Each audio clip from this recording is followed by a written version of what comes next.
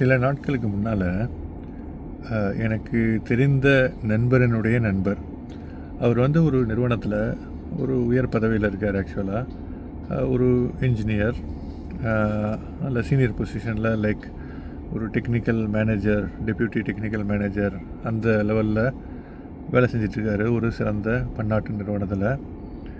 நல்ல அனுபவம் உள்ளவர், அதனால தான் அந்த பொசிஷனில் இருக்கார் இல்லைங்களா. அவருக்கு வந்து ஒரு கால் வருது, சரிங்களா.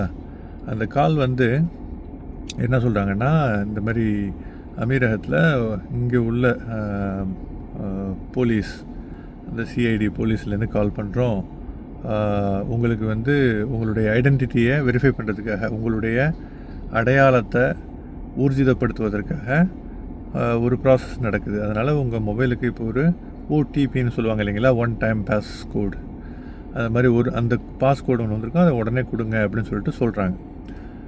இவர் என்ன பண்ணுறாரு, இந்த மாதிரி இப்போ வர்றது வந்து நிறைய ஒரு ஃபேக் ஸ்பேம் நிறைய வந்துட்டுருக்கு. ஆக்சுவலாக ஏமாற்றுவதற்காக இது வந்து சைபர் கிரைம், ஆக்சுவலாக ஃபிஷிங். அதுக்கு அப்புறம் வர்றேன், இந்த வீடியோவுக்கு நம்ம எண்டில் வர்றேன்.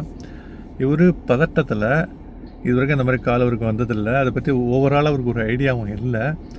என்ன தான் உயர் பதவியில் இருந்தாலும் அந்த அவேர்னஸ் இல்லாததுனால, ப்ளஸ் ஒரு சிஐடி போலீஸ்னோன்னா அவர் சைக்கலாஜிக்கலாக ஒரு பதட்டத்துக்குள்ளாகி அவங்க கேட்ட ஓடிபியை மொபைல்லேருந்து பார்த்து கொடுத்துட்றாரு. அடுத்து என்ன நடந்ததுன்னா, அவருடைய பேங்க் அக்கௌண்ட்லேருந்து கிட்டத்தட்ட 53,54,000 திரஹம்ஸ், ஓகேங்களா, சூறையாடப்பட்டது. உடனே போயிடுச்சுங்க, டெபிட் ஆகிடுச்சு. ஒரு காசுக்கு 13-14 லட்சம் ரூபாய்கள் ஹார்ட் ஏர்ன்டு மணிங்க, சாதாரணமாக சம்பாதிச்சதில்லை. ஒன்றும் பார்த்து சைட்டில் வியர்வை சிந்தி உழைத்து சம்பாதித்த பணம். என்ன தான் இன்ஜினியராக இருந்தாலும் யார் உழைத்து சம்பாதித்தாலும் அது வந்து ஹார்ட் ஏர்ன்டு மணி. இந்த மாதிரி சூறையாடப்பட்டது வந்து ஒத்துக்கொள்ளவே முடியாது. ரொம்ப கஷ்டமாக இருந்தது கேட்டதுக்கு. அவர் வந்து இப்படி டெபிட் ஆனவுடனே அவரால் என்ன பண்ணுறதுனே ஜீரணிக்க முடியல. இப்போ முயற்சி பண்ணிகிட்ருக்காரு, என்னென்னமோ போலீஸ்க்கு தகவல் கொடுத்து கம்ப்ளைண்ட் பண்ணி சைபர் கிரைம் போலீஸில் கொடுக்க சொன்னாங்களாம். அதுக்கு கொடுத்து அந்த ப்ராசஸ் நடந்துக்கிட்டு இருக்கு. பெரும்பாலும் இந்த மாதிரி சைபர் கிரைமில் நடந்த குற்றங்களை ரெக்கவர் பண்ணி மணியை மீட்டெடுக்கிறது வந்து ரொம்ப கஷ்டமான ஒரு விஷயம், மிகப்பெரிய ஒரு சவால். ஏன்னா சைபர் கிரைம் வந்து ஐபி அட்ரஸ் டிஃப்ரெண்ட்டாக எடுப்பாங்க. எக்ஸாக்டாக யார் எடுத்தாங்க, எந்த இடத்துல இருந்து எடுத்தாங்கன்னு சொல்லிட்டு நம்ம அறுதிட்டு கூற முடியாது. இதில் என்ன ஒரு செய்தின்னா, இப்போ வந்து யுஏஇயில், யுனைடெட் அரப் எமிரேட்ஸ், அமீரகத்தில் எல்லாமே வெல் ஸ்ட்ரக்சர்டு, வெரி சிஸ்டமேட்டிக்.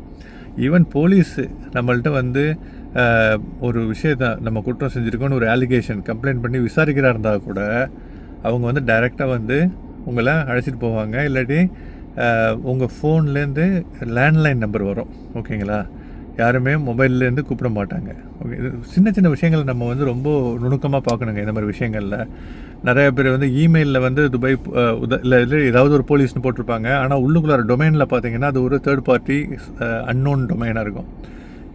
அந்த மாதிரி இமெயில்ஸ்லாம் ரொம்ப ஜாக்கிரதையாக ஹேண்டில் பண்ணணும். லிங்கை கிளிக் பண்ணிடக்கூடாது. இந்த மாதிரி கால்ஸ் வந்தால் உடனே அட்டன் பண்ணிடக்கூடாது. இந்த மாதிரி கால்ஸ்லாம் வந்து எப்படி டீல் பண்ணணும்னா, அவங்கள டிஃபை பண்ணலாம். ஈவன் அவங்க ஒரிஜினல் போலீஸாகவே இருக்கட்டும், நோ ப்ராப்ளம். நீங்கள் நேரடியாக வந்து என்னை வந்து கூப்பிட்டுட்டு போங்க, ஐம் ரெடி. இல்லை பக்கத்தில் உள்ள போலீஸ் ஸ்டேஷன் எங்கேன்னு சொல்லுங்கள், காலை நான் லைனில் இருக்கேன், அங்கே ஜாயின் பண்ணி யாரை மீட் பண்ணணும்னு சொல்லுங்கள், அப்படி சொல்லுங்கள். ஓடிபி, இந்த லிங்கை கிளிக் பண்ண, இதை மாதிரியான விஷயங்கள் எது வந்தாலுமே நம்ம செய்யவே கூடாது. நீங்கள் ஒரிஜினல்னு நீங்கள் நினச்சி பதட்டப்பட்டாலும் கூட இந்த பதட்டப்பட்டுக்கிட்டே பக்கத்தில் உள்ள போலீஸ் ஸ்டேஷனை கேளுங்க, நீ யார், எப்படி, நான் என்ன செஞ்சேன், அப்படியே கான்வர்சேஷனை எடுத்துக்கிட்டே வந்து பக்கத்தில் உள்ள போலீஸ் ஸ்டேஷன் சொல்லி யாருன்னு கொடுக்க சொல்லுங்கள். உடனே காலை கட் பண்ணிவிடுவாங்க. இதில் என்னென்னா, படித்தவர்களும் அவேர்னஸ் இல்லாதனால இந்த மாதிரி ஒரு பதட்டத்தில் இந்த விஷயங்களை செய்கிறாங்க. இந்த பதிவினுடைய நோக்கம், முதல் நோக்கம் ஒரு விழிப்புணர்வை ஏற்படுத்துவது. எப்போ இந்த மாதிரி கால் வந்தாலும் அட்டன் பண்ணிடாதுங்க. ஆக்சுவலாக அட்டன் பண்ணாலும் கூட அவங்கள வந்து எக்ஸ்போஸ் பண்ண ட்ரை பண்ணுங்கள். நீங்கள் வந்து அதை அட்டன் பண்ணி ஓடிபிலாம் கொடுக்க போகிறதில்ல. அவங்க யாருன்னு சொல்லிட்டு முடிஞ்ச அளவுக்கு எக்ஸ்போஸ் பண்ணி கான்வர்சேஷனை எடுத்துக்கிட்டே வந்து, ஏதாவது அடுத்தவங்களுக்கு அவங்க இந்த மாதிரி பண்ணாமல் இருக்கணும். அந்த மாதிரி செஞ்சு விட்டு கூட போகலாம். அவங்களுக்கு அந்த மாதிரி உள்ள ஆளுங்களுக்கு எவ்வளோ கேவலமான ஆட்களை அடுத்தவங்க மணியை, ஹார்ட் ஏர்ன்டு மணியை ஒரு இதுவும் இல்லாமல் அப்படியே ஆட்டையை போட்டு சந்தோஷமாக இருக்க முயற்சி பண்ணுற இந்த ஆட்கள்லாம் இழிபிறவிகள் இல்லைங்களா. ரொம்ப ஜாக்கிரதையாக இருங்க. இது மட்டும் இல்லை, இமெயில்ஸ்லேயும் நிறைய இந்த மாதிரி லிங்க் வருது, எஸ்எம்எஸ்லேயும் லிங்க் வருது. நல்லா ஒரு தடவைக்கு 2 தடவைக்கு 10 தடவை செக் பண்ணுங்கள் அந்த லிங்க் கரெக்டானு.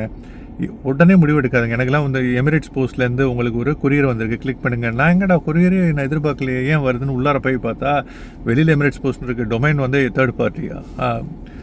ரொம்ப ஜாக்கிரதையாக இருங்க. ஹார்ட் ஏர்ன்டு மணிங்க, பணத்தை இழந்து விட வேண்டாம். ஒரு விழிப்புணர்வு பதிவு தான் இது. மிக்க நன்றி.